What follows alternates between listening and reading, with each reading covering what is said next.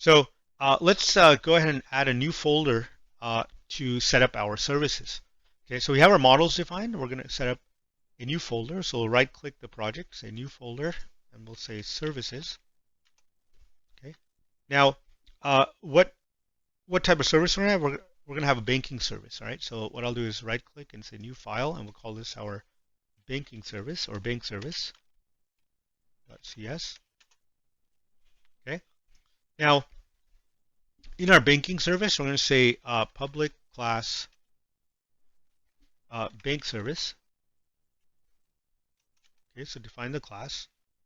So what does a bank service hold? Well, it has a list of customers and a list of accounts. So we will create a list of customers, right? And we'll call this underscore customers is a new list, okay? And then we also have a list of accounts. So list of account, call that accounts equals new list. Okay, all right. Now, we're going to define a method inside the bank service that allows us to add a new customer. Okay, so add a new customer. So we're going to say public customer. Okay, add customer, and it accepts a name of the customer and an email of the customer. Okay, all right, and it returns a customer back. Okay, notice the return type is of type customer.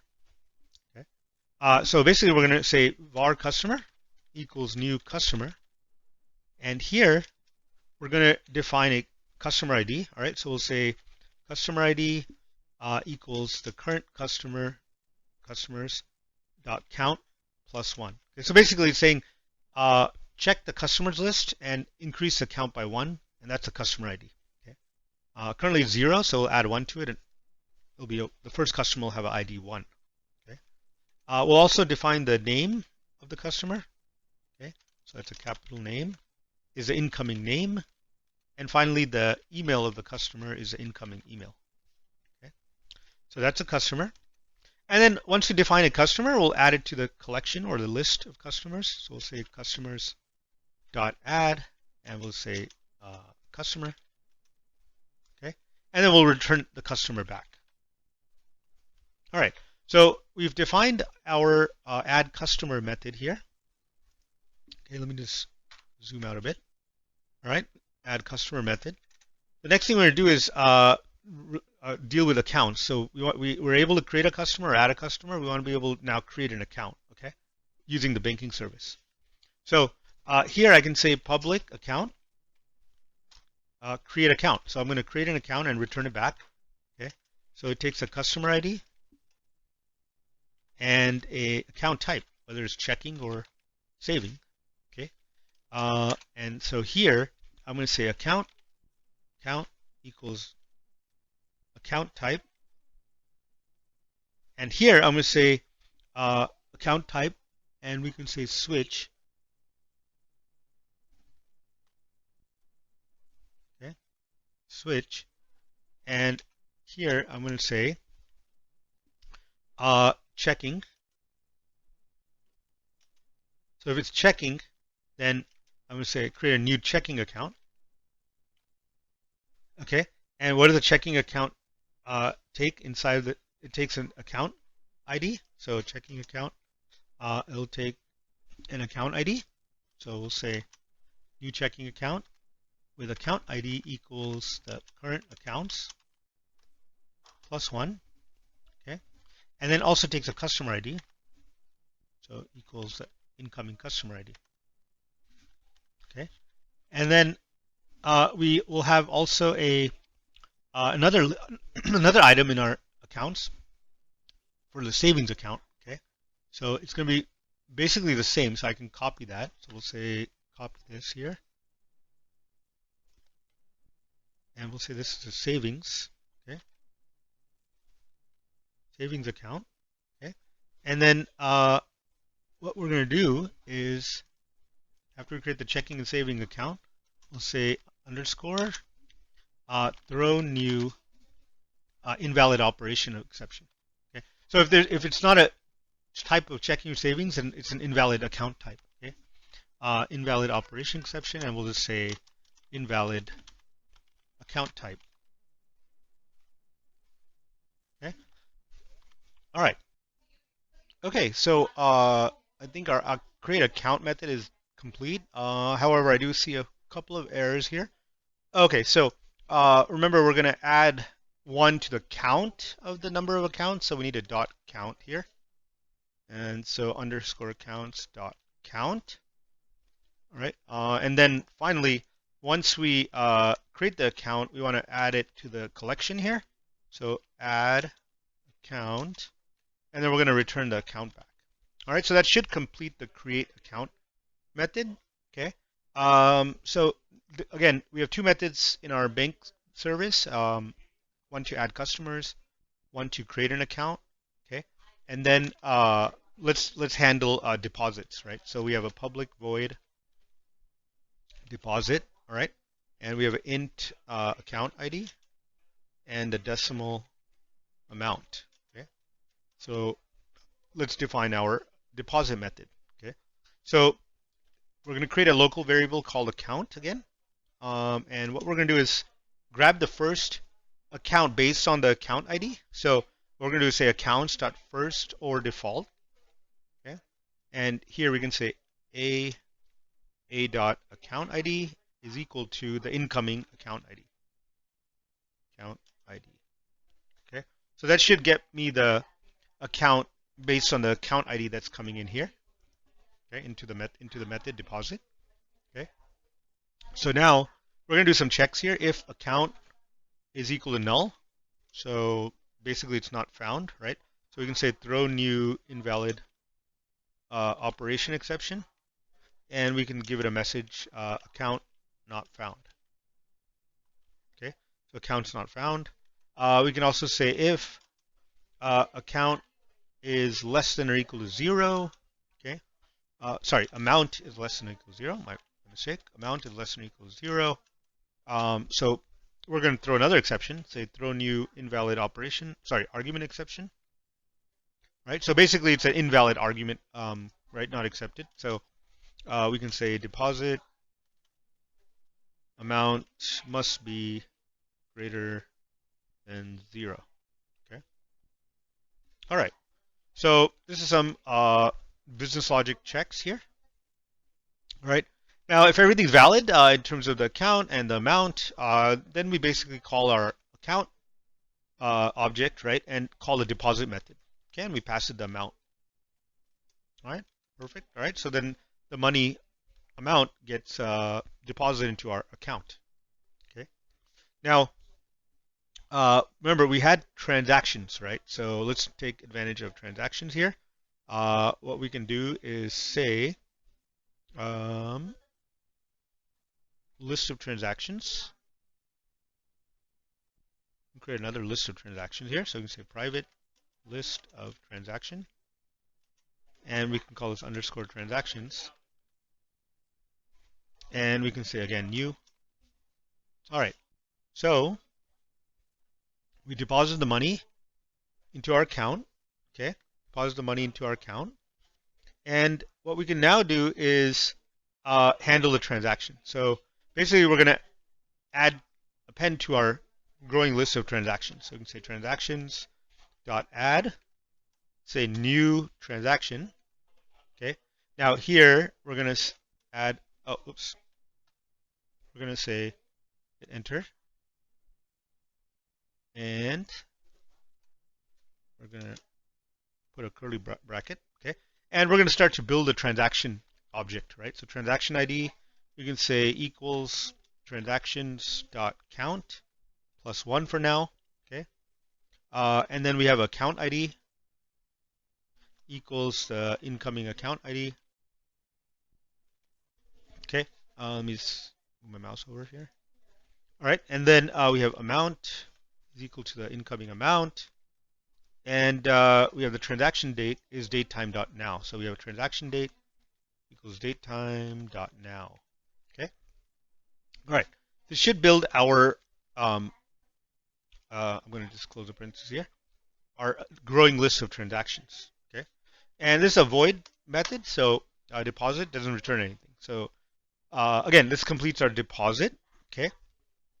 Um, let me just go back to the create account and see if we can just fine tune that a little bit, right, based on the customer ID. So we can actually put in a condition here.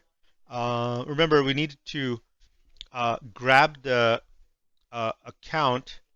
Um, sorry, we needed to do a check if the customer exists. We didn't do that. So let's add that check here as well on the create account. So we can say uh, if the customers list dot any. So if there's no customer in the list that meets certain conditions, so we'll say C pointed to C dot customer ID is equal to the incoming customer ID. Okay. So if there's no customers in the list that match the customer ID, all right, what we can do is throw an exception here. So we can say throw new invalid operation exception. And we can say customer not found. Okay. So just a quick check on the customer there. All right. So we already, oh, let me see. Oh, no, right. Uh, we took care of checking. Yeah. So we took care of the checking and savings. Yeah, we already had that here. All right. So we switched on the account type, right? Whether it's checking or saving, otherwise throw an invalid account type. Okay. All right. We completed the deposit, and that should handle deposits and the transaction list. Okay. And we have what about withdraw? So let's add another method to handle withdrawals. Okay. So we can do public void withdraw. All right. And the withdraw takes an account ID and a decimal amount, similar to the deposit. Okay. All right. So what happens during a withdrawal?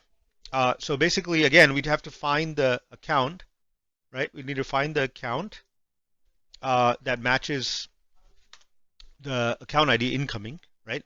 So we can say var account again equals, all right, and we can put in the same checks here. We can just copy it from the deposit. Should work. Okay, so I'm going to do a check on whether the account exists and the amount is greater than 0. Okay, so if that's true, then we can call the account.withdraw method and pass it the amount. Okay, and basically, we can copy the transaction to add, because that, whether you withdraw or deposit, it counts as a transaction, right? So we can just copy that over. Okay, save that. Okay, all right. So that should handle withdraw and deposit. So we have so far our bank service is growing, right? We have add customer, the ability to create accounts, the ability to deposit and withdraw, with some business rules. Now feel free to add your own business rules wherever you see fit. Okay. Now that we handled deposit withdraw, we want to handle some couple more methods, or maybe a handful of methods here that should complete our banking service. Okay. We want to next get a transaction history. Maybe the customer wants to see his transaction history, right? So we can say public I enumerable, all right, transaction. Okay, and we're going to say get transaction history. For what? For a given account ID. Okay, for a given account ID. I want to be able to see all the transactions. Okay, so let's do a check here. Again, we want to make sure that the account exists. So you can say accounts dot any. Okay, we can say a equals and a dot account ID. Okay, equals the incoming account ID. All right. So if there are no accounts found that match the account ID, then throw a new invalid operation exception, and we'll say account not found. Okay. All right.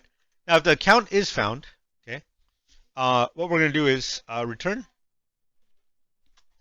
out of the list of transactions, find all the transactions where the account, okay, where the transaction contains the account ID in question, right? So we can say t.account ID equals the incoming account ID. Okay.